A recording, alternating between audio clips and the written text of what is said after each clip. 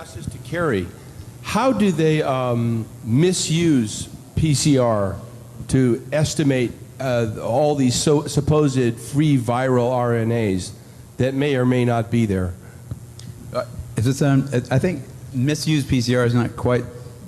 I don't think you can misuse PCR. Actually, no, the results, the interpretation of it. See, if you can say, if they could find this virus in you at all, and with PCR, if you do it well, you can find almost anything in anybody. It starts making you believe in the sort of Buddhist notion that everything is contained in everything else, right? I mean, because if you can amplify one single molecule up to something that you can really measure, which PCR can do, then there's just very few molecules that you don't have at least one single one of them in your body, okay? So that could be thought of as a misuse of it, just to claim that it's meaningful.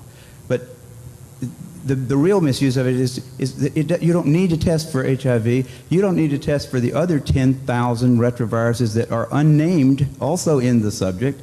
See, somebody that's got HIV generally is going to have almost anything that you can test for because they have definitely been. HIV is a fairly rare virus.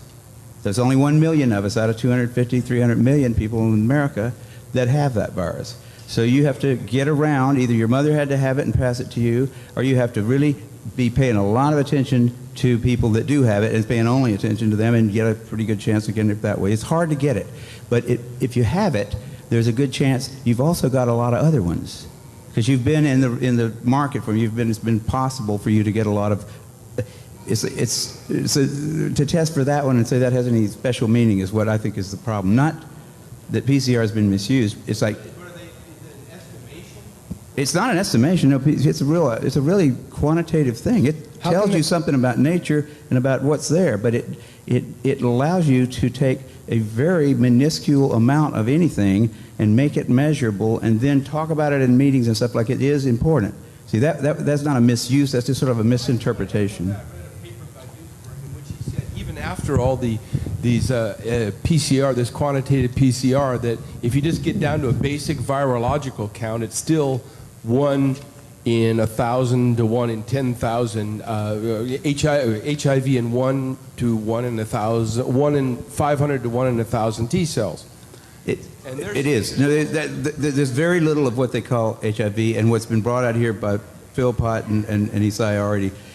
The measurement for it is not exact at all. It's not as good as our measurement for things like apples. An apple is an apple.